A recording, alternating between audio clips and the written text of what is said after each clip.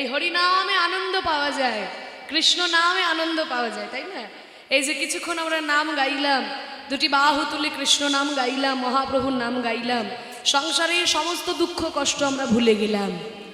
কারণ এই হরিনামের একটা দুটো উপকারিতা নয়, 7টা উপকারিতা আছে মহাপ্রভু বলেছেন।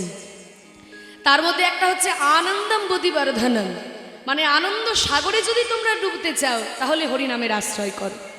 তুমি সারাদিন এত হাড় ভাঙা পরিশ্রম করছো কেন? না ঘরে একটু আনন্দ পাবে, তাই তো? সারাদিন এত খাটাখাটনি কেন? না ঘরে গিয়ে একটু আনন্দ পাবো আমরা। কিন্তু আমরা যারা, আপনারা যারা সংসারী মানুষ, কেউ কি হাত তুলে বলতে পারবেন যে সারা জীবন সংসারে শুধু আনন্দই পেলাম, জীবনে দুঃখ পাইনি?